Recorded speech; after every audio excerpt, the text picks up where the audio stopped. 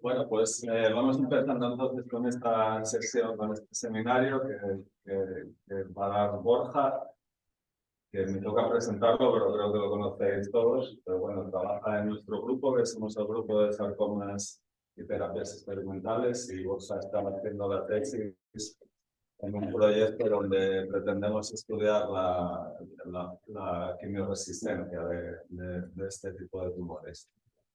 Y nada, ya os dejo con Borja. Bueno, buenas tardes a todos. Como ha dicho, me llamo Borja, soy estudiante de cuarto año de doctorado en el laboratorio de René. Les voy a hablar de parte de mi tesis, que es el análisis multiómico de la quimioresistencia de sarcomas óseos. Comenzando por una pequeña introducción, los sarcomas son un grupo heterogéneo y bastante extenso de tumores malignos, cuyo origen son células madres mesenquimales, afectando por tanto a tejidos mesodérmicos como puede ser la grasa, el cartílago o el músculo.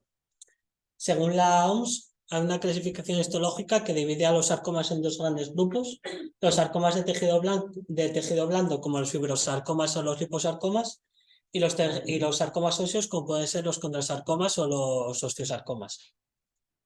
Además de esta clasificación histológica, también se puede hacer una clasificación genética que también subdivide los sarcomas en dos grandes grupos: aquellos caracterizados por genes de fusión, como el sarcoma de Ewing, o aquellos con un cariotipo mucho más complejo y sin mutaciones recurrentes en cuanto a mutaciones drogables se refiere.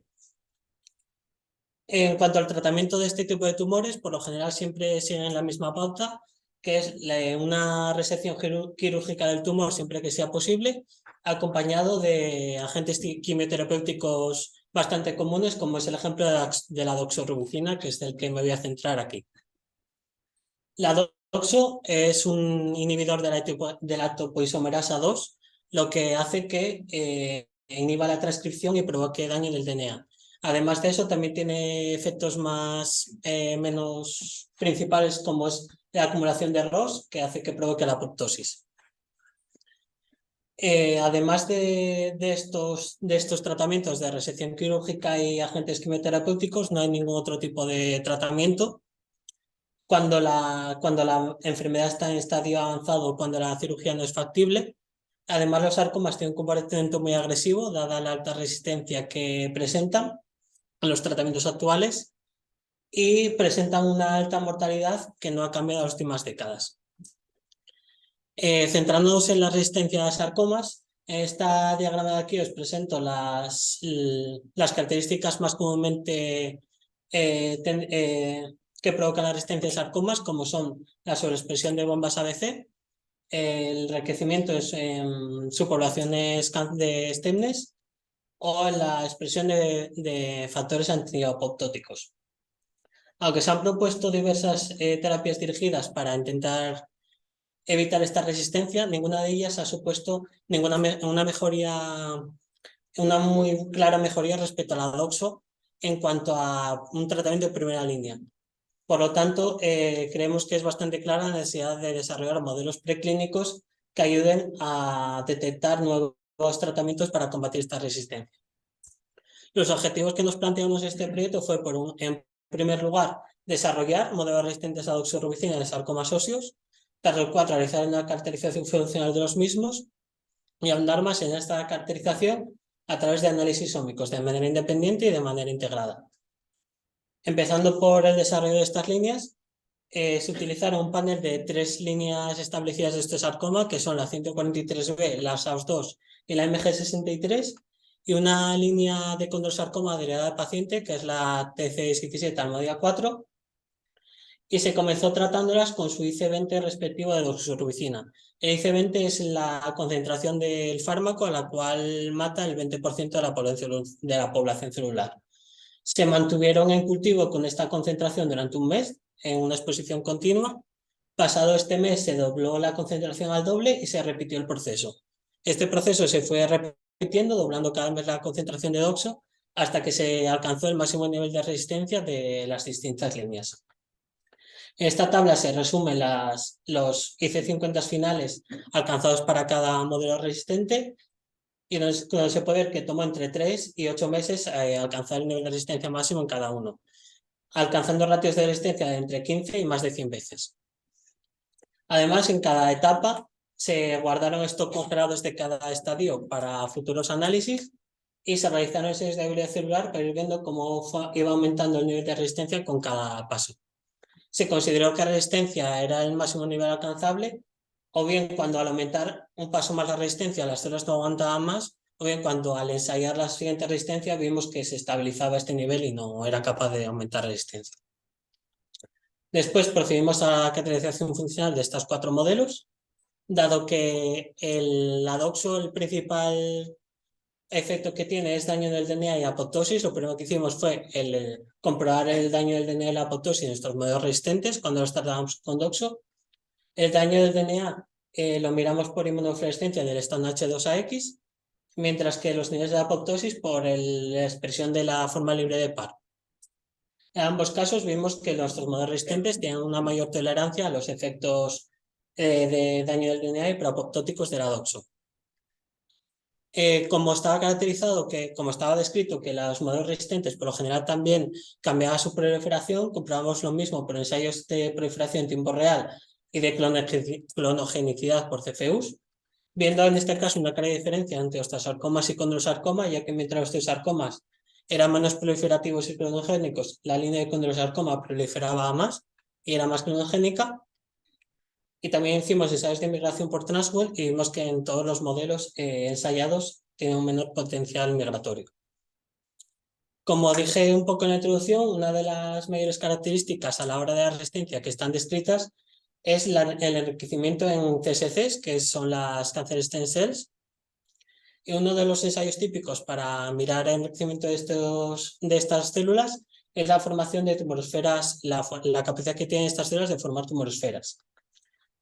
Sorprendentemente, en este caso, vimos que solo se enriquecía en 2 de los modelos, en 143B y en la de condrosarcoma, por lo que al menos en nuestros modelos parece que la resistencia a DOXO no siempre está relacionada con esta adquisición de STEMs. Este hecho también lo podemos validar por Western blot, ya que SOX2 y OX4, que son 2 marcadores típicos de STEMness, no seguían una regulación clara en todos los modelos. Además de estos 2 factores, también miramos diversas bombas ABC, que están también muy descritas como factores de resistencia, siendo ABCB1 la más descrita para ello, estando fuertemente regulada en todos los modelos. Sin embargo, ABCG2 tampoco sería una tendencia clara en los modelos. Por último, 2 factores antiapoptóticos como son MCL1 y MCLXL, tampoco parece ser que tenga una tendencia clara de regulación debido a la resistencia. Además de todas estas características funcionales, también quisimos comprobar si nuestros modelos resistentes a DOXO tienen una resistencia cruzada a otros fármacos quimioterapéuticos comúnmente utilizados, viendo que son altamente resistentes a la mitra y a su análogo experimental EC8042, pero no siendo más resistentes ni a cisplatino y metotrexato no siguieron una tendencia clara. Por último, quisimos comprobar si este fenotipo resistente se mantenía en condiciones in vivo. Para ello inoculamos subcutáneamente modelos parentales resistentes de la célula 143B en ratones inmunodeficientes y tras formar el tumor tratamos algunos con DOXO vía intravenosa por la cola. Como podemos ver, en condiciones control, las parentales parecen más tumorigénicas y forman tumores más grandes que las resistentes, lo cual confirma lo que vimos in vitro de que proliferaban más lentamente las resistentes. Sin embargo, al tratarlas con doxorubicina, se ve que mientras que las parentales el crecimiento es fuertemente inhibido, en las resistentes no tanto, llegando a ratios de inhibición 6 veces mayores en las parentales que en las resistentes. Esto también lo podemos comprobar por el volumen tumoral al final del experimento y el peso del tumor, habiendo diferencias significativas entre las series tratada y control en las parentales, pero no así en las resistentes, por lo que la DOXO no afectó al crecimiento en las resistentes. También derivamos las líneas celulares de cada tumor para comprobar si in vivo se mantenía este fenotipo resistente y lo evaluamos por experimentos de vida celular donde se ve que los IC50 se mantienen en niveles significativamente iguales. Todo esto demuestra que estos modelos son aptos para el estudio de la resistencia tanto in vitro como in vivo.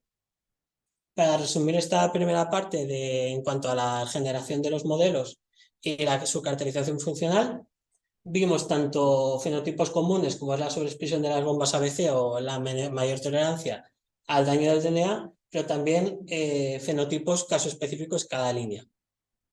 Por tanto, para ahondar un poco más en esta mecanística de la resistencia, propusimos realizar distintos experimentos ómicos, tanto de manera individual como estrategia multiómica, para intentar encontrar mecanismos comunes a todos ellos.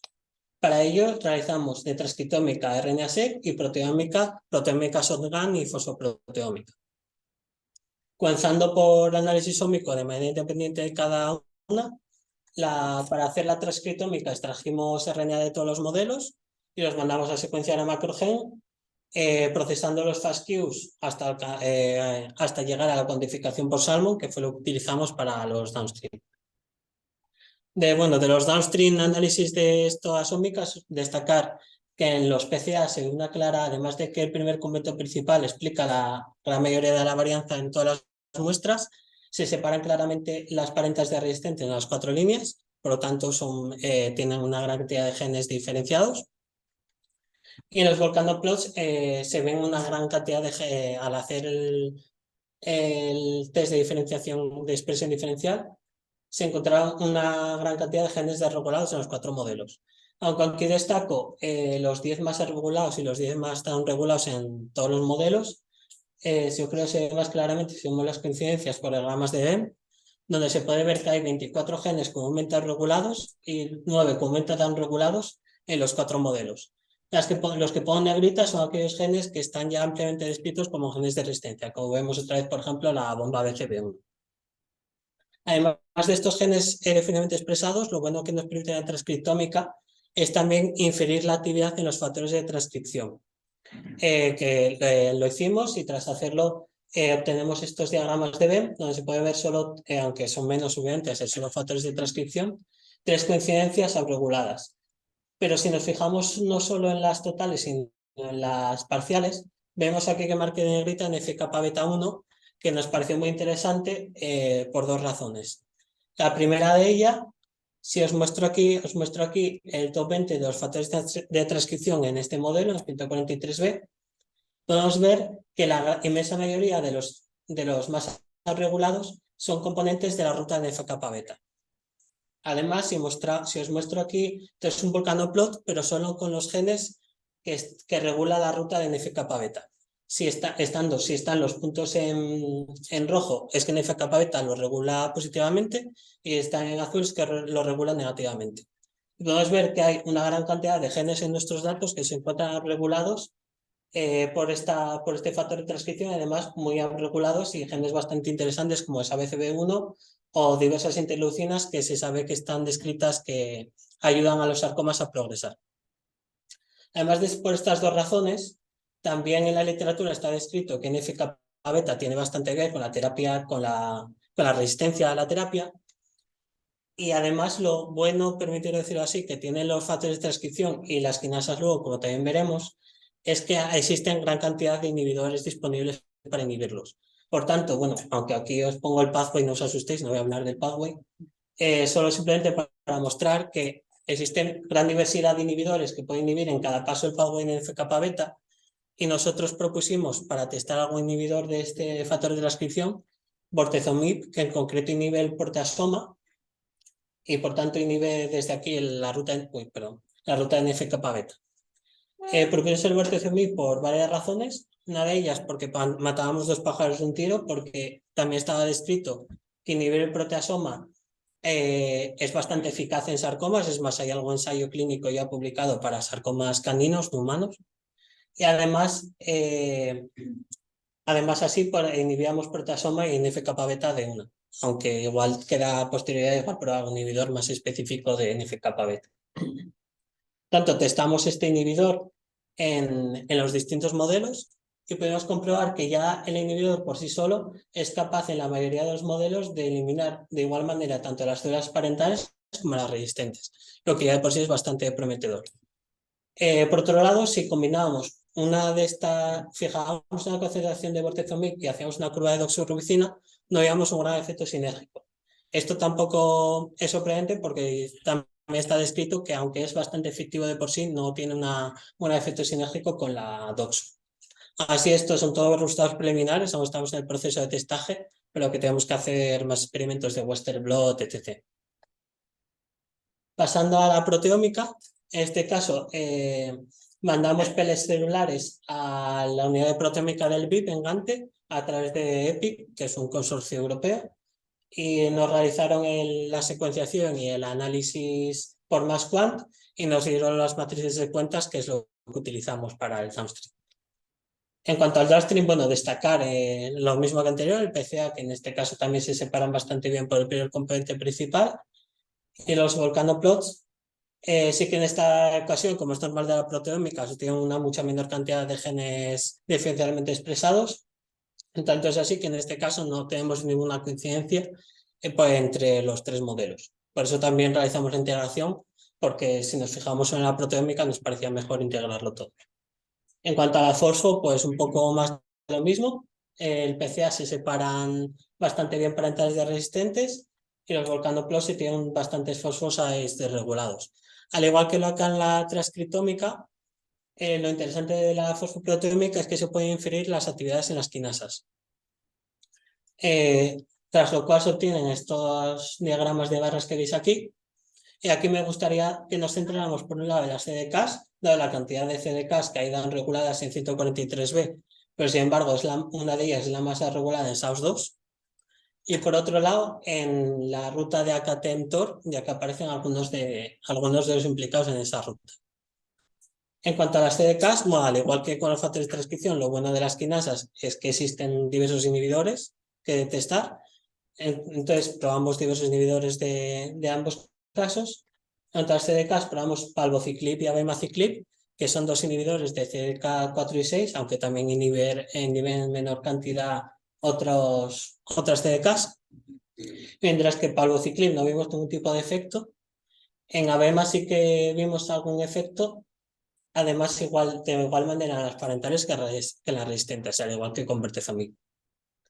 Y al combinar, al fijar una concentración de estos inhibidores y hacer una curva de Doxo, vimos cosas que concuerdan con lo que vimos en el análisis de las quinasas, que es que mientras que en 143B, que no tiene las CDKs sobreexpresadas, no tiene un efecto sinérgico con la Doxo, mientras que en SAUS2 vemos que la curva en las líneas sólidas son Doxo sola y las líneas punteadas son Doxo con el inhibidor, y las rojas son resistentes y las azules parentales. Y vemos que las resistentes bajan casi al mismo nivel que las parentales, en el caso de las SAUS2.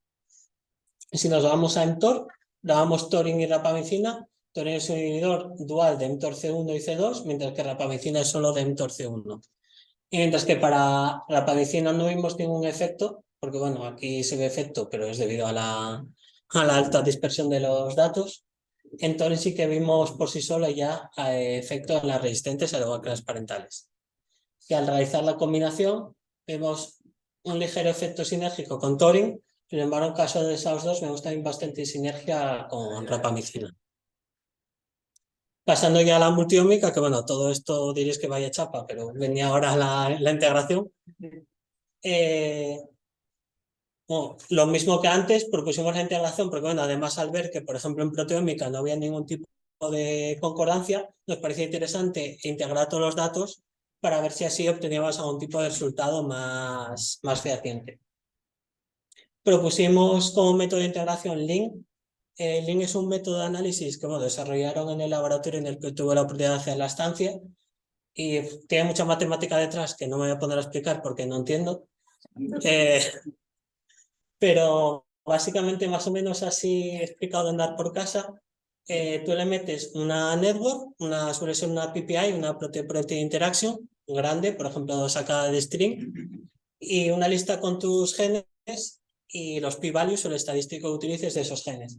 Y ahí lo que va haciendo es subdividiendo esta network gigantesca que le has metido en pequeñas subnetworks locales.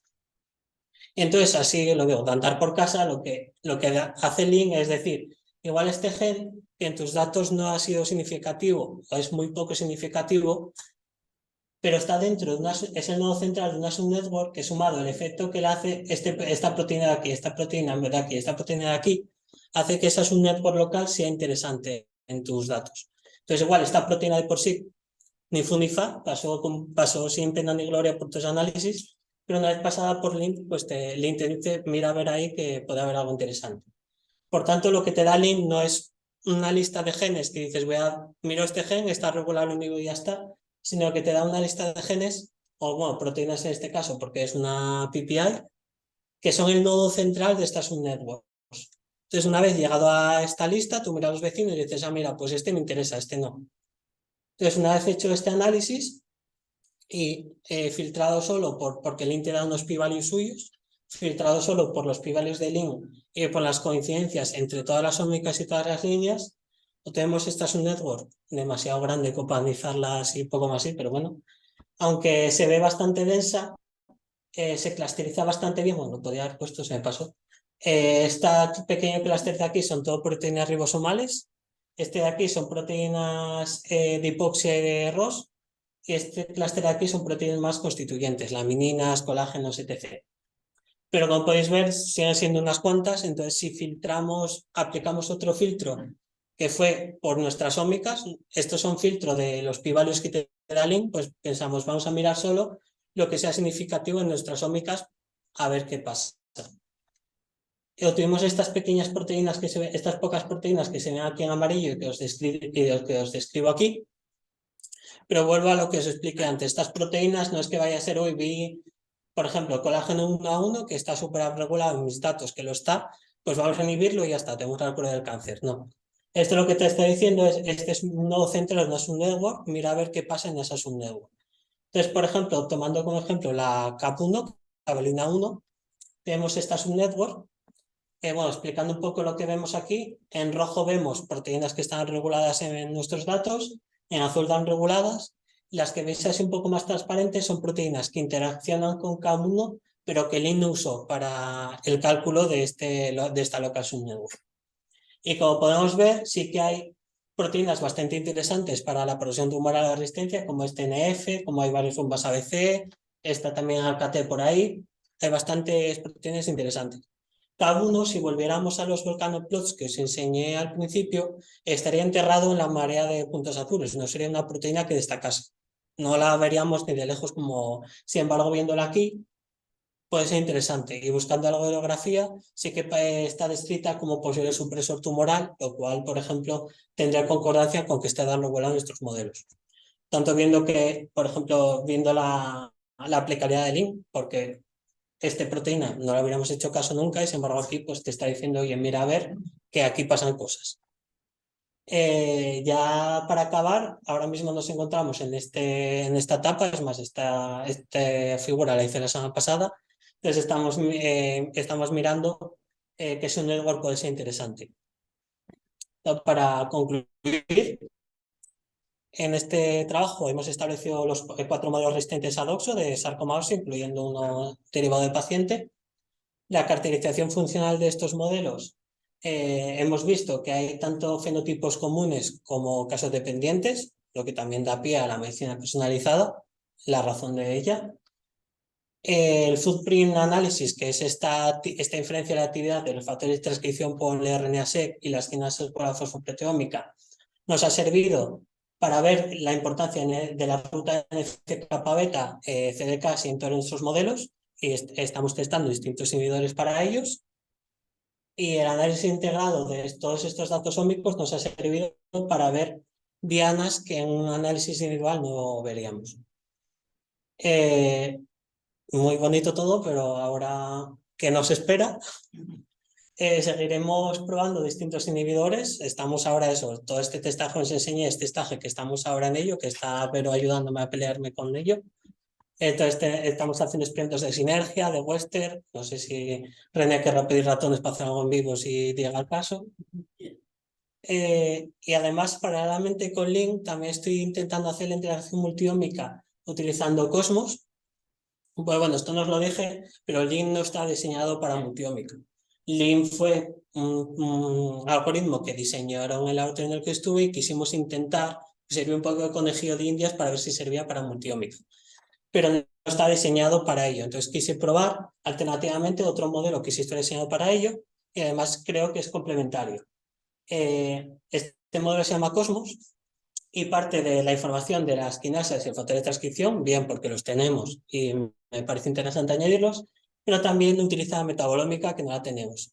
Entonces, ellos aseguran que adaptando los datos se puede adaptar a otros tipos de ómicas, aunque no tengas metabolómica, y ahora mismo estoy mirando a ver si puedo hacerlo, adaptar los datos a mis ómicas para ver si se puede aplicar. Y este algoritmo me parece interesante y complementario a Link, porque al final esta es una figura de su paper.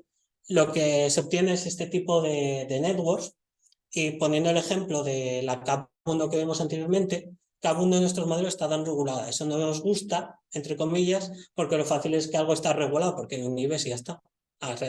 Ya está, entendedme. Que es mucho más fácil que algo esté regulado y lo inhibas a que esté regulado.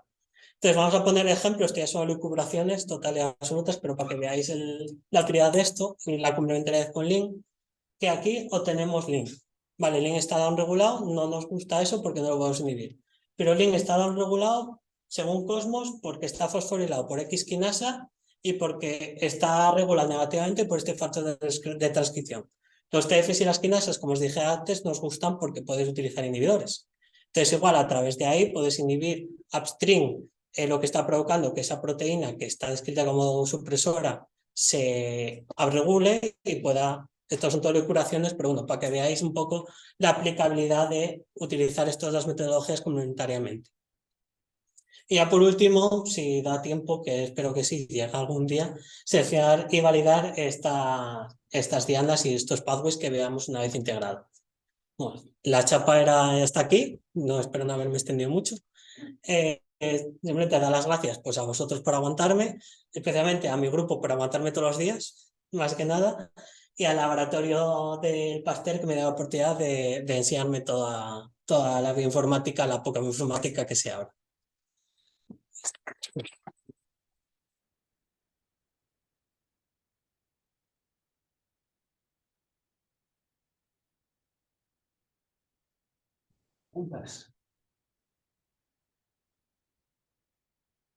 Yo tengo miedo, Ramón. Muy interesante la charla. Yo no sé si sabes mucho o poco de informática, pero al menos te atreves, que es lo importante. Y, oye, tengo a alguien que no estudia me gusta mucho la parte hasta el final del link, ese no lo conocía yo. Tú ahí lo que le metes son datos de proteómica, entiendo, ¿no? Porque luego los eso funciona con eso. ¿Qué le estás alimentando ahora? Inicialmente ellos lo desarrollaron para transcriptómica, porque al transformarse a través de string transformas estos gene symbols o lo que le des en los símbolos, en los códigos estos que utiliza string, que son propios suyos, y es todo a través de string funciona. Nosotros lo que hicimos, ahí ya lo digo, igual Lidia me da alguna explicación matemática porque el IP que tenía allí era matemático y fue un día que se pusieron a discutirle cosas matemáticas que yo ya me perdí. Pero lo que hicimos fue, ellos llegaron a la conclusión de para unir las distintas ómicas, hicimos fue una lista de todos los entiéndeme, genes barra proteínas de la SOTCAN y la RNA-seq con los p-values de cada gen o de cada proteína. Y cogimos, como el link se basa en estadística, cogimos el p-value mínimo de cada caso.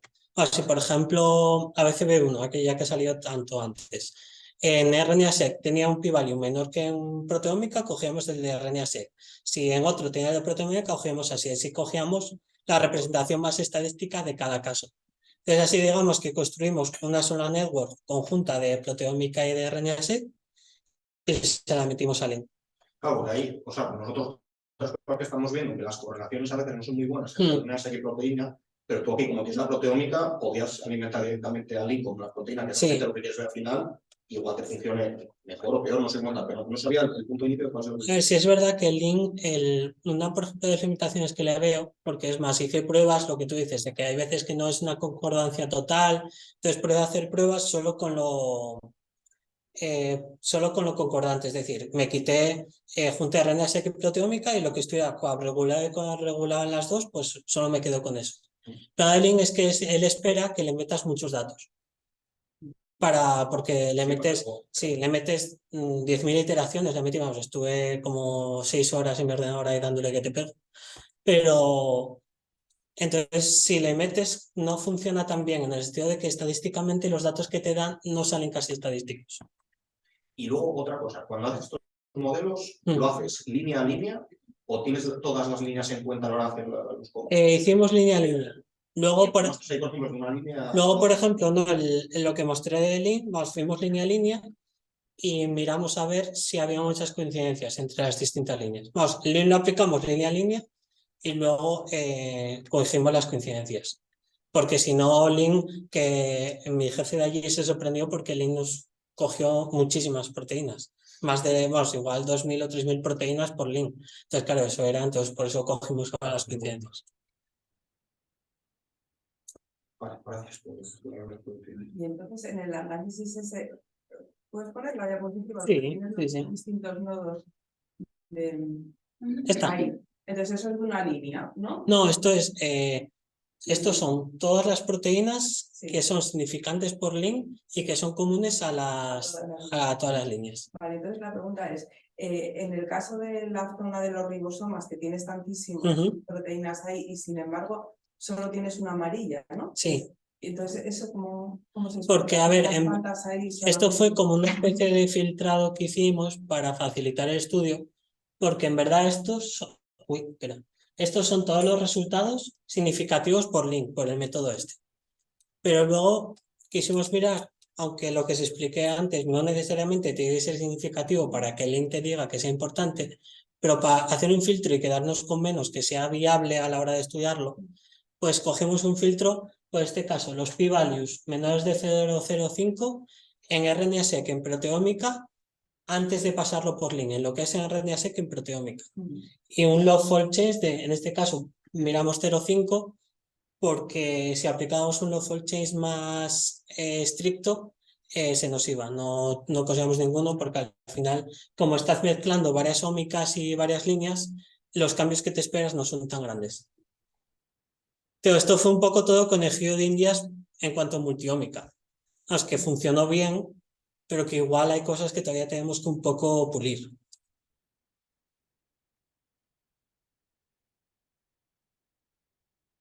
Pero estaba ahí. Bueno, que gracias por la charla, Borja, muy chula y un trabajo guay. Y preguntarme una duda, ¿tienes idea si hay tiempo y dinero de mirar alguna línea de cada paciente más, pues encontrar similitudes con las de TDS-17? ¿O es simplemente habéis utilizado líneas modelos y esta para ver cuáles son, si es un patrón común? Intenté generar también más líneas en su momento cuando empecé allá por el siglo I a.C. aquí.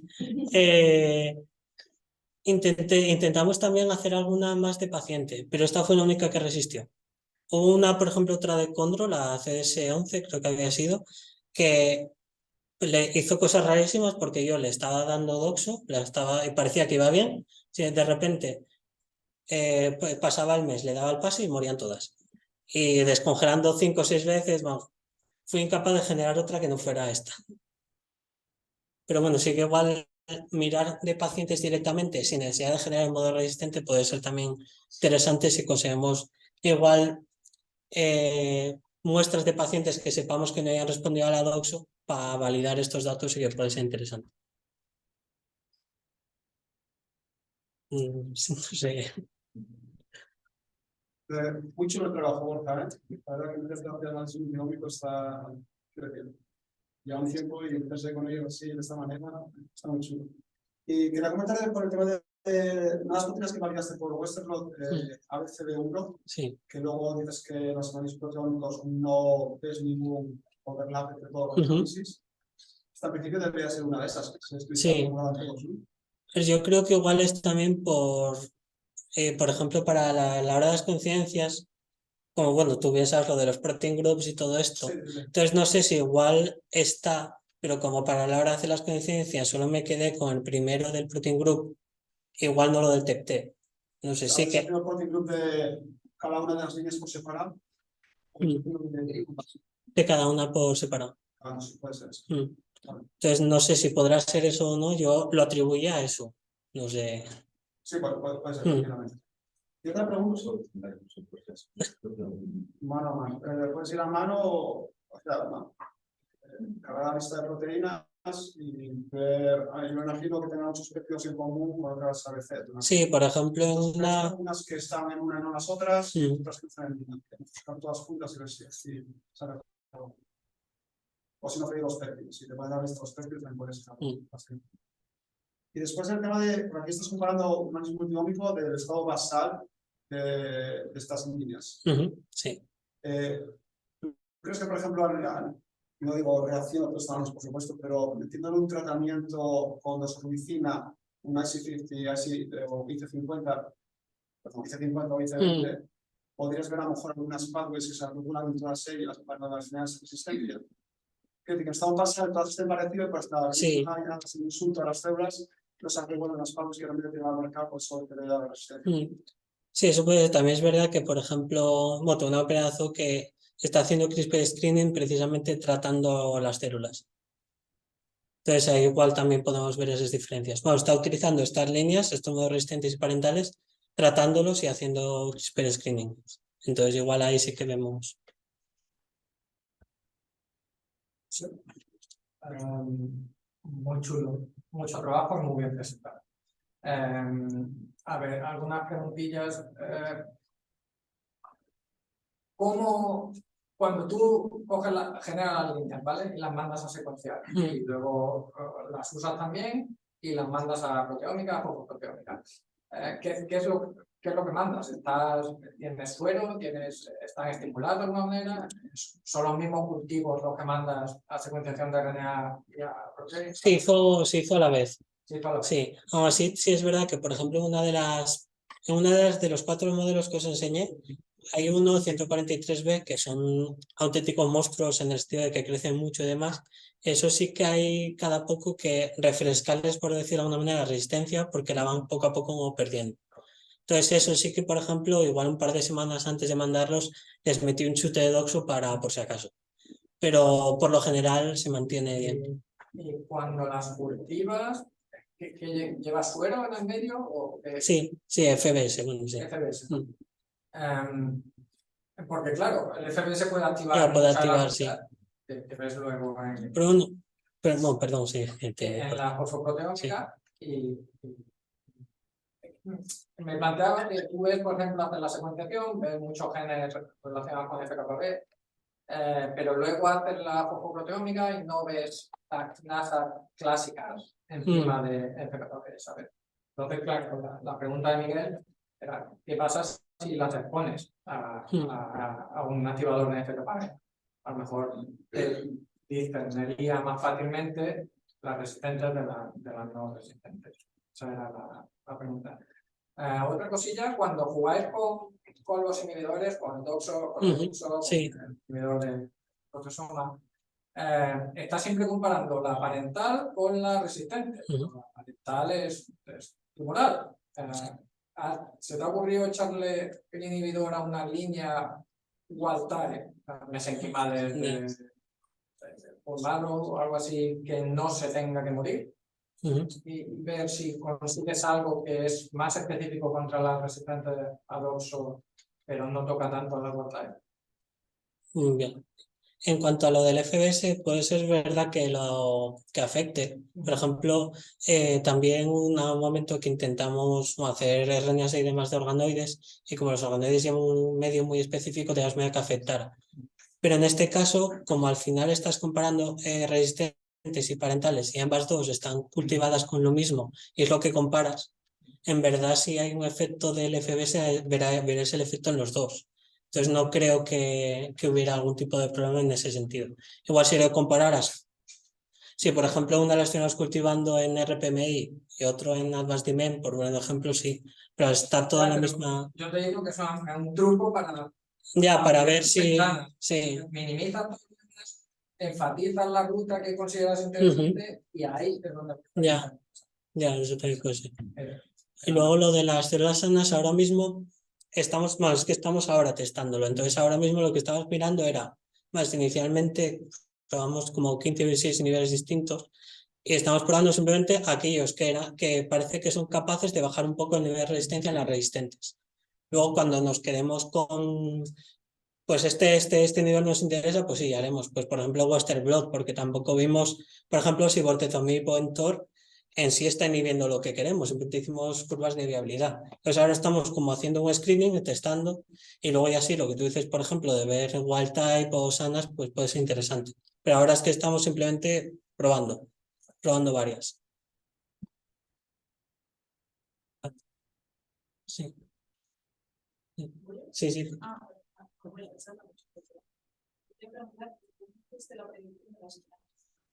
Pues lo hice de dos maneras, esta es de la segunda manera.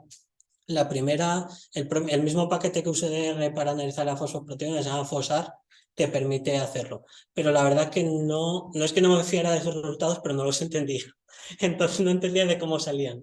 Entonces utilicé, esta es una de Kapler o Dorothea, son de un grupo de Heidelberg que hacen de todo. Y tienen un paquete que se llama, tiene varios, utiliza como varios a la vez. Y de Kapler lo que te permite es hacer todos estos footprint-based análisis, tanto los factores de transcripción como las quinasas.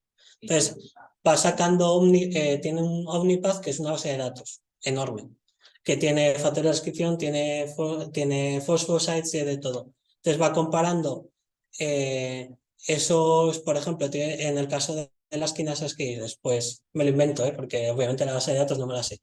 En Tor, fosforila fosfosite, y este. Y tú tienes este fosfosites fosforilados, entonces es que en Tor está más activo. Y solo tiene en cuenta la presencia de ausente, mira algo más de change, qué valor que te En general, tú le metes estadísticos, es por estadístico. Pero vamos, es todo con ese paquete. Luego sí quieres tener, porque la verdad es que estos de Heidelberg hacen de todo. Cosmos también es de ellos.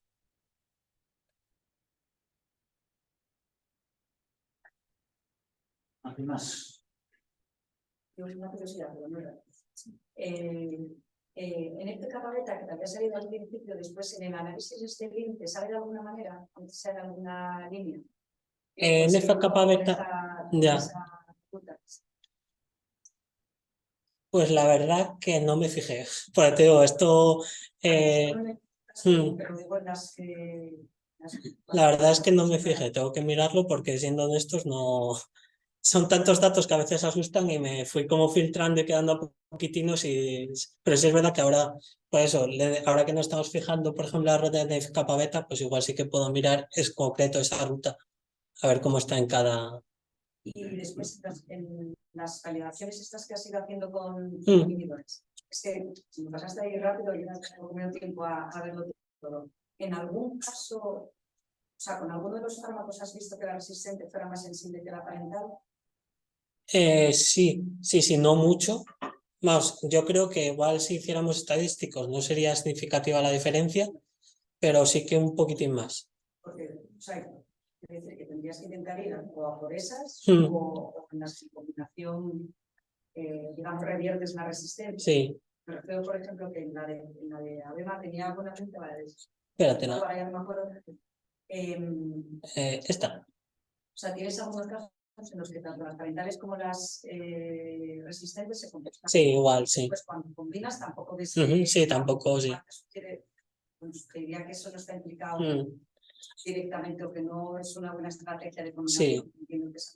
Sí, también eso, yo creo que más, a ver, primero momento puede eso, que no haya sinergia, pero también es verdad que lo que hicimos fue un testaje rápido en el sentido de fijamos una concentración que más o menos veamos que no por sí sola no mata todo, pero que veamos que haga efecto y probamos a ver qué hace mezclándola con Doxo.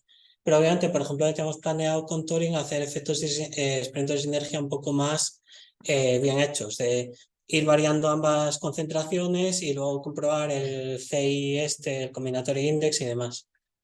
Entonces, esto sí, son todos resultados preliminares que hicimos pruebas así un poco a ver qué pitaba.